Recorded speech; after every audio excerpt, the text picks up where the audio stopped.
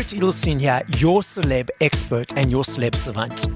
Celeb Savant is a weekly entertainment show. We have long-form career retrospective type interviews with celebrities, singers, actors, and industry experts. Goldfish is an electronic duo originating from Cape Town, South Africa, now residing in San Diego, California, consisting of Dominic Peters and David Poole. They create dance music containing elements of house, pop, jazz, and African music. The band has released a number of albums, including Late Night People, Perceptions of Pacha, and Get Busy Living. They were named Best Pop at the MTV Africa Music Awards in 2014. Their sixth album, If Summer Was a Sound, is released in the last quarter of 2023. Up next on Celeb Savant, we've got Dominic and David from Goldfish. Where do we find you in the world? How are you doing and what's happening in your life? Dave first. Sure. Well, thanks for having us, firstly. And so we are both in San Diego currently. Mm-hmm. And although we've been traveling quite a bit the last month, so we've kind of vaguely been in San Diego, but we are based out of San Diego for the past 7 years, in fact. And yeah, it's been a wild ride. We moved here, we love South Africa first, mm-hmm. just to put that there. We didn't leave South Africa because we didn't want to be there. Yeah. It was just absolutely killing us traveling over to the US all the time. 30-hour flights, time differences, like big ones. And then just, needing to be here so much, it made complete sense for us to move here. So 7 years ago, we made the jump, the leap, and it's been cool, but we still always miss home, of course. Dom, how are you doing? I'm good. We just got back from Houston. It was 104 degrees yesterday, roughly 40 degrees centigrade, and humid AF. Got back late last night. Our flight was delayed by 4 hours. We were hating life a little bit, but it's good to be back in San Diego. And like Dave says, when we were looking at the places to live in the US, it was like, where is the place that is most like Cape Town? And San Diego came up tops. It's a beautiful city. Gives us the best of everything as far as our lifestyle. We love to surf, mountain bike, be close to the action. LA is just up the drag, but further enough out of it that we can still kind of be chill. I call it the golden retriever of America, and it really is like that. It's a beautiful place to live. We're very happy here. Cool. So guys, let's take it all the way to the beginning. So Dave first. At what age did you decide that you want to be in the entertainment industry, and how did that accumulate to where we are currently? Basically, I had very supportive parents to start off with. It's the ripe age of 6 years old. I started playing violin, and it was horrendous. I was really... Later on in life, when I was a teenager, I called it violence, because that's pretty much the sound of a 6-year-old like hacking away at a violin, unless they're like a protege. Whatever, you were a prodigy. Which I definitely was not. But it got me into the music vibes. Moved over to cello, and I was like, oh, this sounds a bit cooler. And then I was like, maybe not. Moved on, and I forgagged all of that. And then once again, my folks were like, you must play an instrument. So I got taken to this magic room of this dude in Somerset West where we lived at the time. And Duncan Coob, he's actually still doing music. And he had this room of musical instruments that were just like wall to wall. And I looked around. I had this epiphany moment as a 12-year-old boy. I saw this like saxophone. I was like, oh, and I grabbed it off the wall. And he was like, cool, you can hire that from me. The only problem was like the whole top section of the horn was like literally strapped up because it was broken, and it was the only way I could use it. So I took that thing home, gave it a bash, and I was like, oh, this is cool. Fast forward a while, suddenly I was playing an instrument that you didn't have to play classical music, and I was a youngster, and I was like, wow, there's some other cool music you can learn to play out there. Started playing jazz when I was like a teenager, and that really kind of like struck me, the feeling of the blues just as a style and a chord progression of the music was, I think, one of the first things that really grabbed me. And I grew up with Albert Frost in Somerset West, and his dad, Frank Frost, had the Blues Brothers, the Blues Brews, sorry. Yeah. And they used to play all over the place, and they, unfortunately Frank's no longer with us, but Albert's still like rocking out there. We used to play together in our first band, and I used to go and watch the Blues Brews play and go to their house, and they had this amazing collection of just all this incredible music. And, I think that a lot of that kind of really like sucked me into the music, and like really like the feel of the music, and just the just amazing culture of music and blues and jazz. And fast forward to leaving school, and it was like a while back, there weren't a lot of opportunities going down, and I left school and everyone was like super negative, and I was like, well, hey, if I'm not going to have a job, I may as well do music and not have a job, instead of like doing something random for me, at least. So, went to got accepted to the University of Cape Town to the jazz degree there. And honestly, that was huge, because that's actually where I met Dom. I was a couple of years ahead of him, and, we started playing together in a jazz band, and that really kind of was the initial catalyst to Goldfish's like journey. We played for a couple of years with the jazz band. It was really cool. And, we discovered that we both had another love, and that was like electronic music. And at the time, there was such a cool sort of wave of electronic music coming out that had started using the same kind of ideas that hip hop had kicked off in like the 80s, where they were sampling old records, and they were making, their beats from that kind of stuff. And then these guys were sampling old jazz stuff and putting house beats to it and making cool stuff. And obviously, having now been jazz musicians for, I don't know, like since I was 12, 13, really, we've had, 12, 15 years of being indoctrinated into the whole jazz world. And it's quite a serious like vibe. And then suddenly there was this magic music. It was like another one of those saxophone moments. It was like, oh, they're mashing up house music and chill out music with like real instruments and like jazzy inspirations. And it was like, and I think, Dom and I, we had a gig out in Riebeek Valley, and we had to drive like an hour there, an hour back every Saturday for this gig. It was an amazing gig. And we'd play like CDs to each other, because we had a CD player in the car. And wow, I feel like super old now.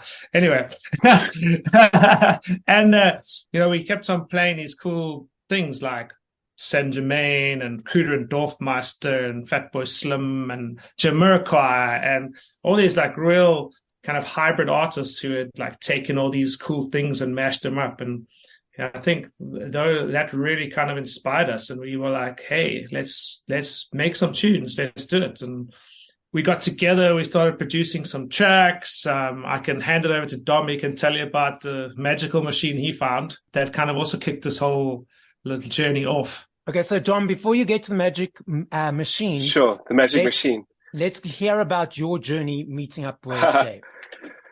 Up until the magic machine.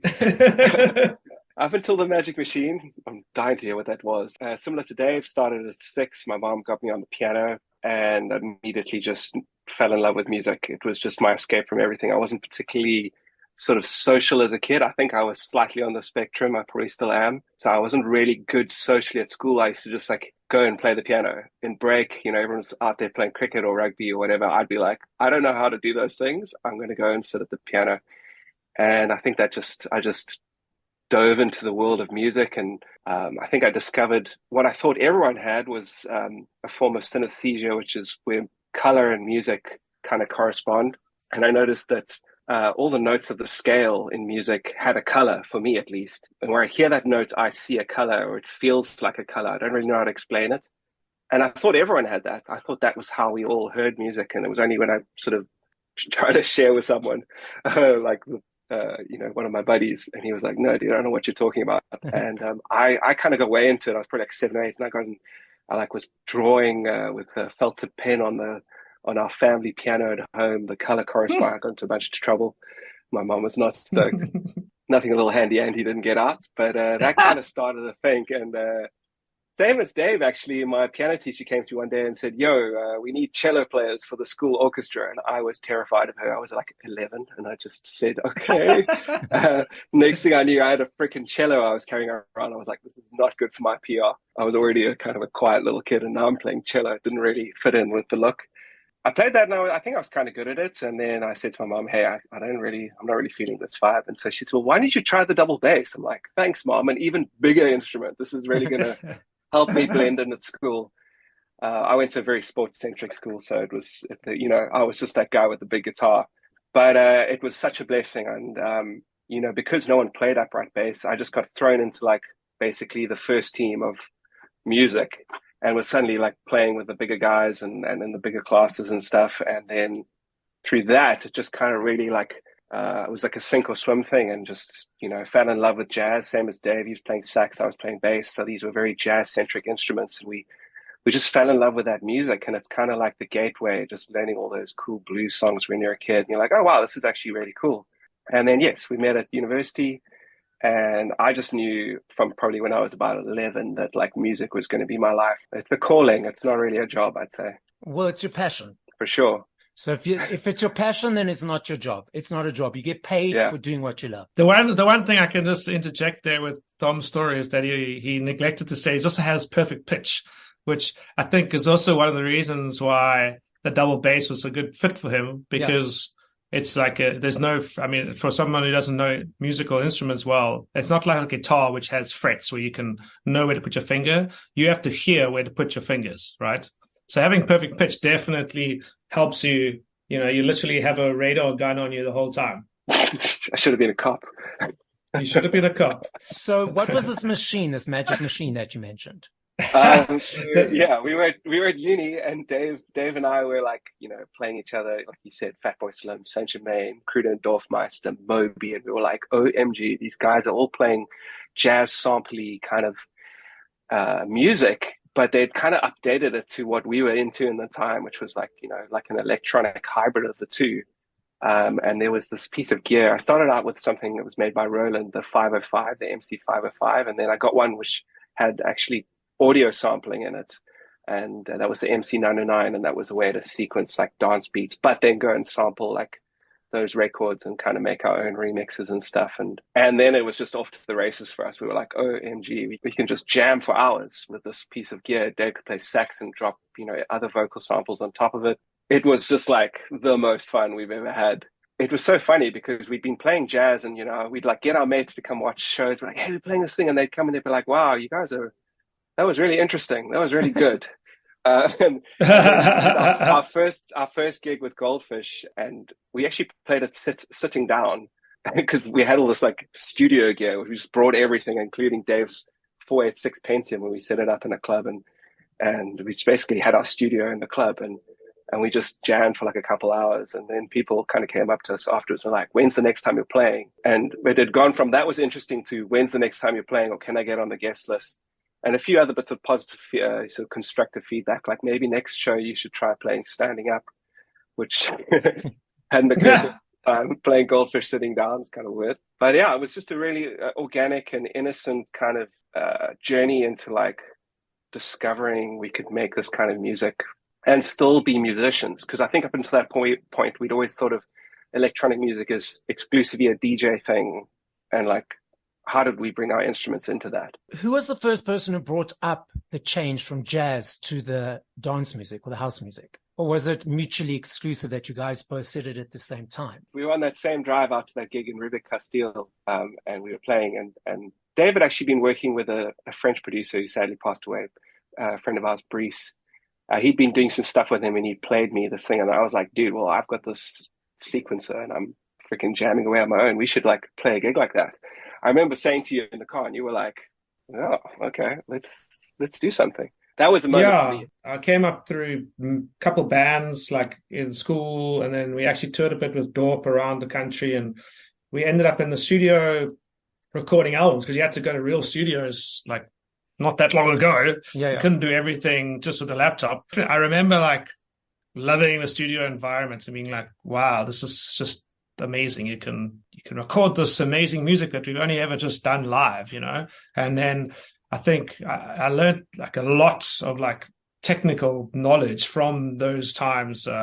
Just, you meet people and meet engineers and meet all these people. And then along the way, actually met Brice Couler, he was from Strasbourg.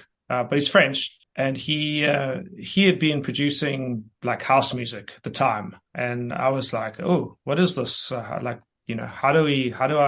been in like bands and stuff. And then he came along and he was like, and then he needed someone to write songs with him because he wasn't really English, wasn't his first language. So I helped him out with that kind of stuff. And then it's kind of, he taught me a whole lot of like stuff about production and that. And that's kind of like where that moment arrived at. Dom was saying, like, I'd done some stuff with him, played it to Dom, and like Dom obviously, geez, that's a really good memory there, old Dom. Like we have the name Goldfish was stemmed from Dom's bad short-term memory, but his long-term memory, on the other hand, is crystal clear. It's like a telescope. Geez, that's amazing. It's an amazing memory. Because Dom and I's our kind of musical upbringing really aligned really well because of Dom playing keyboards, bass, jazz, and we'd really been in like a band already for like a couple of years. We'd vetted each other. There was a moment during all of that where I think we did that first gig.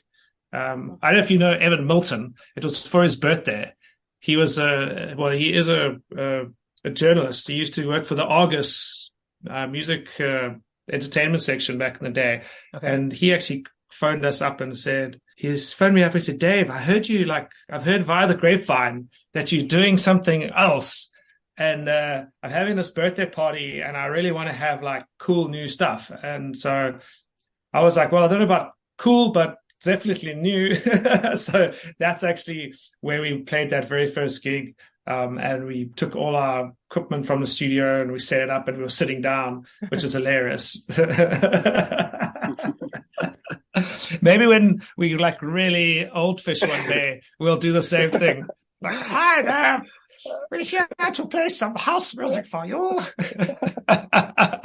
So is that the real reason why the band's name is Goldfish, because of Dom's short-term memory? If you've ever been in a band, there's always banter. Everyone's always like, there's always a high level of banter going on the whole time. And there was a moment where Dom had like done one or two things in a row that were kind of Goldfish-esque, like just leaving his wallet behind or putting his cell phone on the roof of his car and driving off. And then, that's kind of sparked a little bit of banter of me telling him, hey, Goldfish, like, you got a 3-second memory. You just forgot that you put your phone on top and off you went.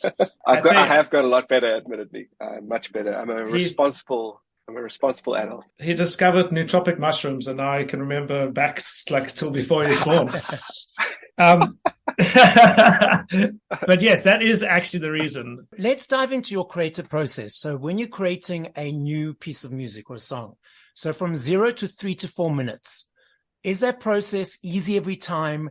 Is it the same every time? What motivates it? Let's unpack that whole journey. Definitely not the same every time. I could give you that for free. I think the most important thing up front, just to kind of preamble this whole thing, is that one of the successes that Dom and I have had over the years is that we have we've really had a joint vision creatively, where we've always been striving for the same thing. And I think that has helped the creative process, and I think that's one of the main reasons why we're still making music after all these years. Yeah, Dom, you jump in there. I sort of think about it now, having done Goldfish for so many years. I don't even know what it is now, 16, 17 years. It's like a walk on the beach, and you're just walking along and you're collecting seashells. You mean not a walk in the park? Or pebbles.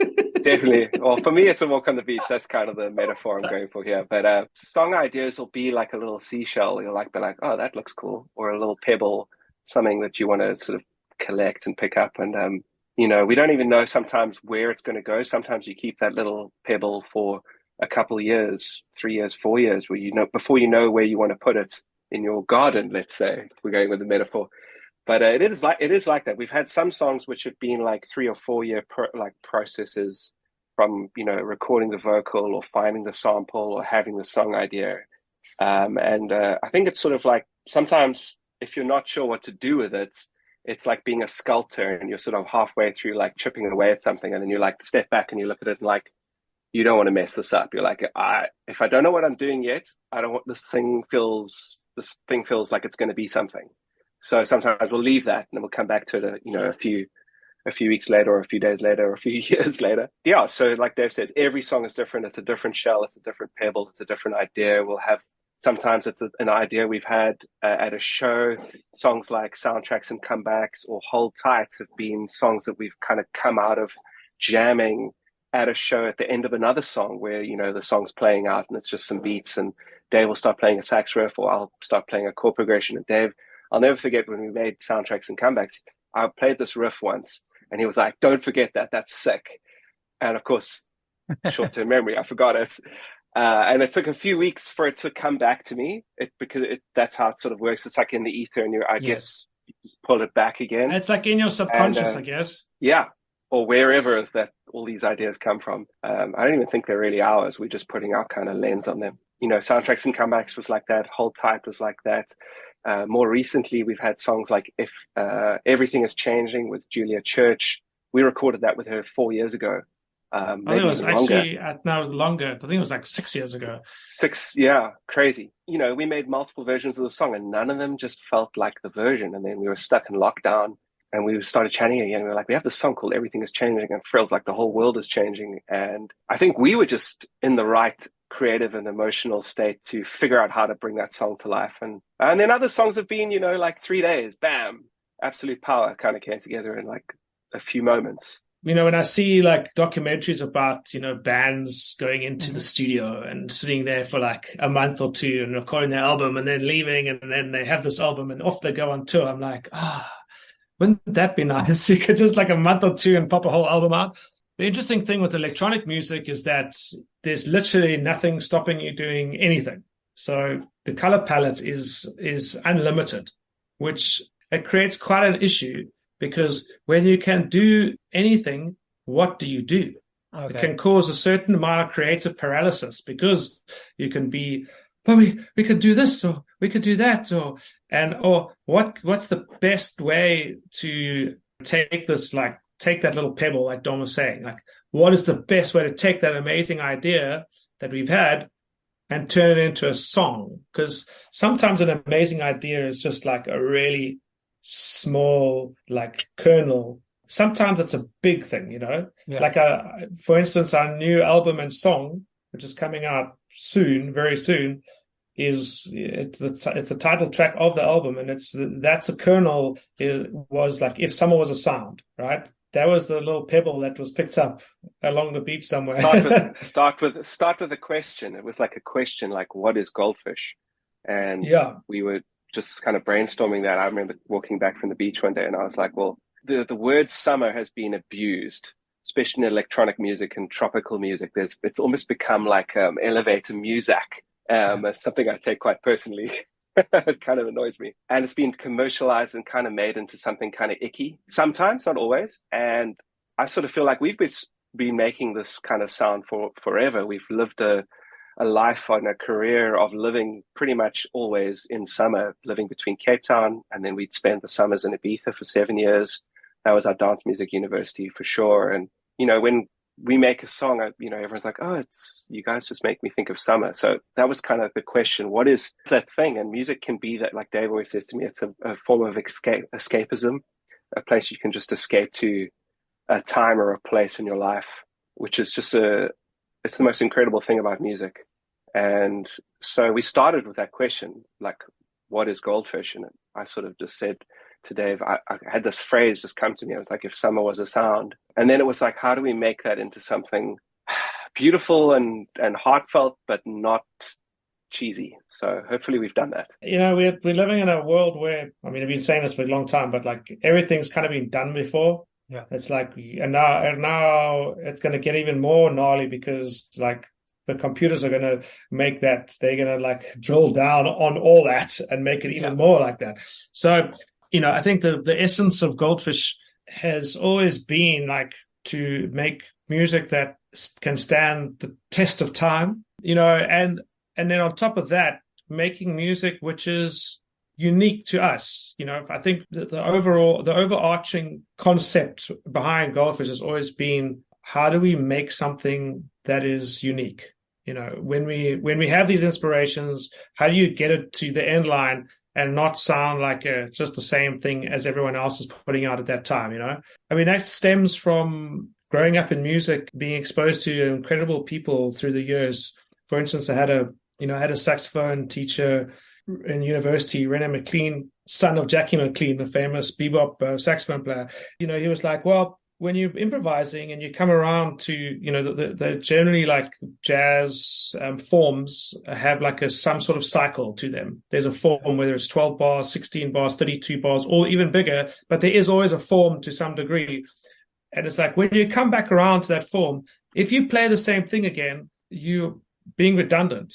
What you're doing is obsolete. You need to keep on developing your ideas, and you need to keep on moving into new areas, because that's the only way you're ever going to stretch beyond what's already been done. And you know, that translated like really well for me personally. You know, also growing up and playing in bands in like the late 90s, where it was like coming out of the grunge scene and everything was kind of felt very like this is the way that it was done. Music was done. It was coming from America. You had already had the hair band kind of rock come through. Then you were having that and grunge coming through. And then South Africa opened up and there was all these bands like popping up, like, you know, like Dorp and Springbok New Girls. Yeah. And there was a huge kind of emphasis with most of those guys for doing something unique, not just trying to like hear what was going on. Be a wannabe, American. In the US, there were some guys who were wannabes, and there's always going to be some people who just are really good at aping other stuff, and that's fine. There's nothing wrong with that. There's a whole, you know, musical industry based on that. When it comes to jazz music, electronic music, when it comes to composing music, and I feel like the onus is always on you to try and achieve something unique. Yeah. Along with all the other obstacles that there are in place with creating music, of like coming up with a good idea in the very first place. And then, you know, the band staying together long enough that they actually, most of the time, I think a lot of bands don't even make it just because they didn't stay together long enough. I remember we watched a few bands out of South Africa that we were super pumped on when we were younger, and like, oh, these guys are going to be amazing. Then to only hear that, you know, they split up, or, you know, someone in the band decided he was going to, you know, go into IT or whatever it was, which is fine. But it's a really tricky and hard thing. Dom, you and Dave talk about trying to do better each time when you create something. We are subjective, and we'll be like, okay, this sounds like this, but it's actually not sounding like that. It's just because you've used it previously in another song. So how did you take yourself out of the equation in order for you to realize, okay, cool, this is sounding different? I think it's about asking ourselves, does this sound like Goldfish? I think Dave and I almost have a tacit, unspoken agreement. It's a in the cloud idea about what that is. Okay. And that's obviously evolved over time. But I think we both know when it's feeling like, I'd say that's about the closest way I could really sort of say, does this feel like Goldfish? Does this sound like Goldfish? You know, sometimes we go off and do something and play it to each other, and we're like, it needs that X factor of whatever Goldfish brings to electronic music that makes it like sound like us, because that's the other thing with all the algorithms and social media and how everything works these days. You've got so much information coming at you the whole time, which can give you a kind of an echo chamber, and it influences you without even realizing. So to stay true to what you're trying to achieve and your sound, and like, no, we will not follow the trend, or no, we won't feel that like enormous pressure to be a certain way, and just go, no, this is who we are. For better or worse, I think maybe that's why we're still here. But obviously that has changed from 16 years ago. So what was Goldfish then is now different to now, correct? 100%. You know, I mean, Dom kind of alluded to it before, but I'd say the one big moment in our career was going to Ibiza in Spain for the first time. And then subsequently going there for like 7 or 8 years, regularly over summer for 3-4 months at a time. You know, after doing jazz at university, that for us was really our dance music university. So that was like a huge evolutionary moment for us. Or just many moments, and over time our sound developed and it took shape. through those things. But I think the core umbrella thoughts about what we're going to do that I mentioned earlier, like doing something unique, doing something organic, doing something which goes on all our experiences, all our influences, that has always held true. And I think that is the overarching reason why I think Goldfish is like, even though our sound has evolved, because everything needs to evolve. If you you can't just keep on making the same song over and over again. You already made that song. You don't need to make it again. People think they want that from you. I think that's actually the lesson. We've had that a couple of times. Make another Real Deal, or make another Moonwalk Away, or make another Soundtracks and Comebacks. And we've watched other artists do that, like create like almost a photocopy of their hit. It leads back into the whole like concept of being redundant. You could be redundant on yourself. You could be redundant because you're doing something that, you're just really rehashing something. And it really just depends on what your concept is personally and what you want to achieve. And I think from our side, it's always been to try and like push ourselves creatively and push our music, into new areas, but still keep what keeps us intrinsically being Goldfish. I guess, and it just kind of answers the other part of your question. Is kind of like, sometimes it involves like having some trusted ears to play something to as well. Yeah. People who've like, my wife's heard 1 million of our songs and heard us create 1 million of the songs. And it's also good, like, to be able to have a few people that you can play something to and go and gauge the first reaction. Is it a smile? Or is it like a frown? Was it a frown reaction? Or was it like a smile reaction? And obviously, at the end of the day, it's about how we feel about the music, really. But every now and again, you feel like you give us that feedback, and you're like, I don't actually care what you think. I'm still doing this. But you feel, sometimes you feel like you're in an echo chamber, your own little echo chamber, and you need a little bit of outside influence, or not even influence, just perspective. And the most interesting phenomenon that we've discovered is you can be listening to a song over and over again, producing it, and you can go listen to that exact same song in a different environment with someone else listening, or in the exact same environment, but with a new set of ears in the room here listening to it, and a whole lot of stuff suddenly like crops up. Yeah. To you. They don't have to say a thing. You don't even have to look at them. It's almost like a quantum thing where if the particle's being observed, it does something different.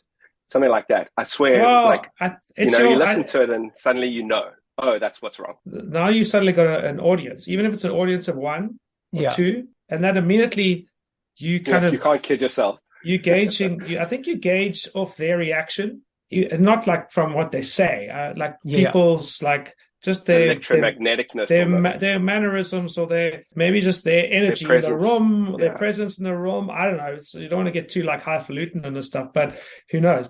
And that's a very interesting one. The other interesting thing that also we've noticed is that if you play a show and you've just had a Red Bull or 2 double espressos, the music sounds slower. It sounds slower. Why could that be?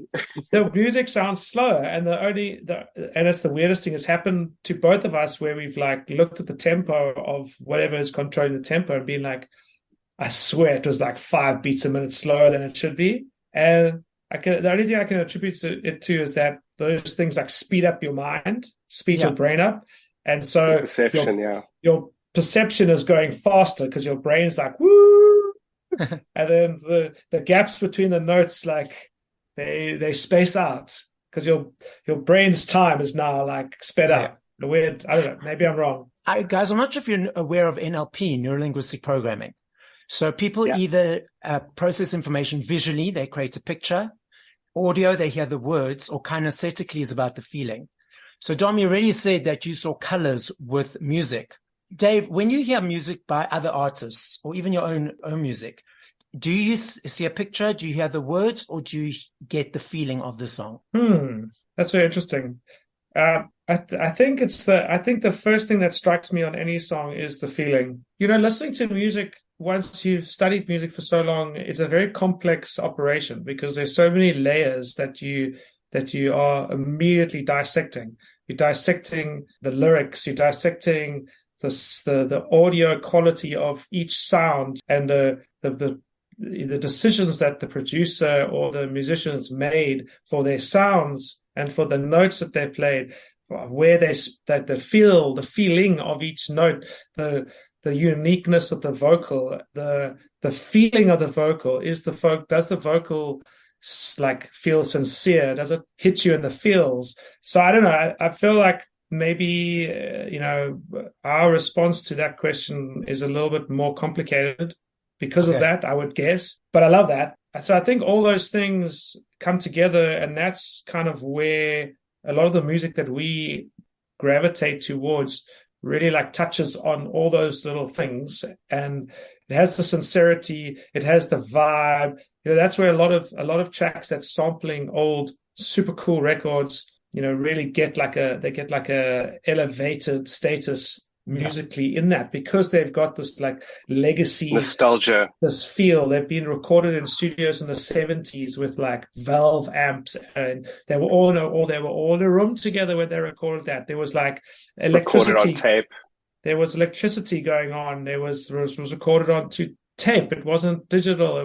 There's all those things, and obviously nowadays with technology, they can replace a lot of that stuff in a fairly effective way. But you can't replace the performance of a vocalist singing something like they mean it, and you can't make a vocalist sound more unique. They either are unique or they're not. And if you think about a lot of the most famous voices out there, most of them sound like no one else, and a lot of them are like not even the greatest singers, like vocalists, like from a technical perspective, but from a unique perspective, they are head and shoulders above like everyone. Yeah. It's not like everyone who's a famous singer has the range of an opera singer. I just wanted to add to that as something that just came to me as well. And I do this a lot, but I compare music to food. I think they're very similar things. Music's almost like a nourishment for the soul, and food's a nourishment for the body. But when you're asking like, how do we listen to music, or how does Dave listen to music? It's like a chef going into a restaurant for the first time as a guest, and you sit down. And a normal person will sit in a restaurant and they won't know why they like the place. They won't realize that there's been a perfect dimming of the lighting, and they've chosen the exact kind of warm lighting, and the feeling of the booth, or the gentle music in the background that's already created an environment for them to just have this experience. And then the plate comes to the table and they just eat it, and they take it on face value, and they're just like, was it good or it wasn't? Whereas I think for a chef, you sit down and you're like, I see they've got the volume of the music, it's this, and I think the lights are a little too dark. Weird how the maitre d' is doing that. The food arrives and, that's a little bit cold. Wow, interesting how they did the julienne vegetables. I wouldn't have done this to the steak. So all of those things kind of come into that for us as musicians as well when you hear a song. And sometimes that can be an awful thing, because you just want to freaking listen to the song and just love it for what it is. Yeah. But your natural instinct is to just jump in there and be like, okay, how did they make this? How did they do this? What is this thing? And you actually need to step away from that and remember, like, I'm trying to get a feeling here. Another thing, just to go along with what Dom said, like, the amazing thing with taste and sound is there are two amazing memory triggers. True. How many times? Yeah. And smell. Smell is actually, I think, the biggest one. For me, I remember going to Europe for the first time, and the smell of like espresso coffee that I'd never experienced before. Yeah. And that smell to this day, if I smell that sort of freshly kind of pulled shot of espresso somewhere, it's like I'm back there. For us, I think the feel of our music, like the end results of what we've put together with thinking about all those different angles, hopefully can form a part of a soundtrack to your life, a soundtrack to moments of your life, and hopefully good ones. That's all the payment you'll ever need as a songwriter or a musician. Like knowing that you've that in some small way you've touched someone's life is just completely crazy and amazing and a huge privilege. Speaking of songs, I love this game, and I recognize that to ask you this question in 2 days, 2 weeks, 2 months. I know your answer will be different every time I ask you this question. So Dave, you first. If you had to push play to 5 songs by other artists once we finish this conversation, what would those 5 songs be, and by whom? Wow.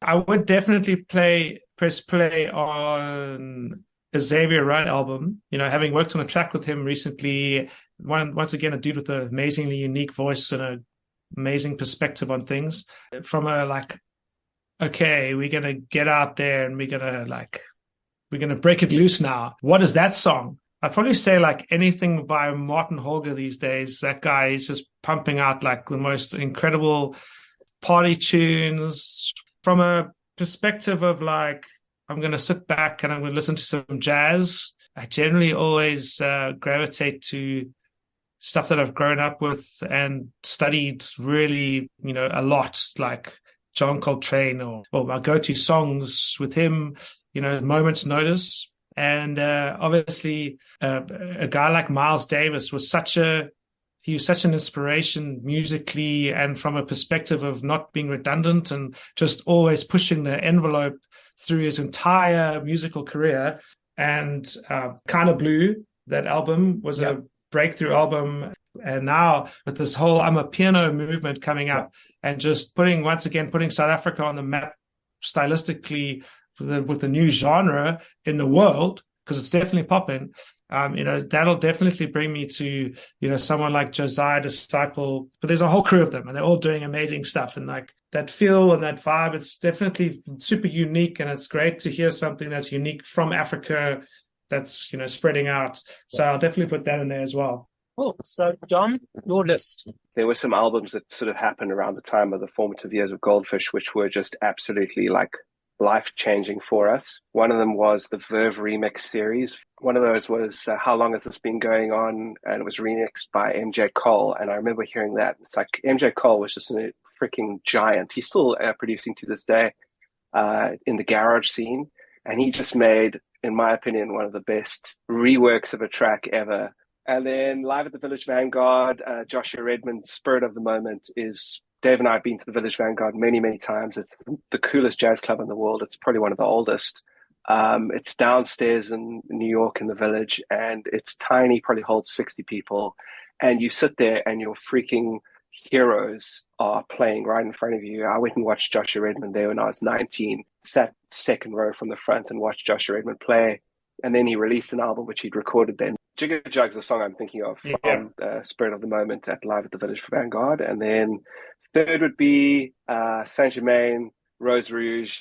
I know it's been played a million times, but it is the most perfect quintessential remix of a deep house jazz sample that there is, I think. Yeah, take 5, he looped it, he doubled it. He put 2 versions of it over each other, so it sounds like double time, because the original is ding, ding, ding, ding, ding, and then he put 2 next to each other and just moved them a beat apart, so they went ding, ding, ding, ding, ding, ding, ding, ding, ding, ding, ding, ding, and if obviously you know the song. Yeah, that's just one of those tracks which I think I would listen to forever. Even number 4, I'd say Virtual Insanity, Jamiroquai.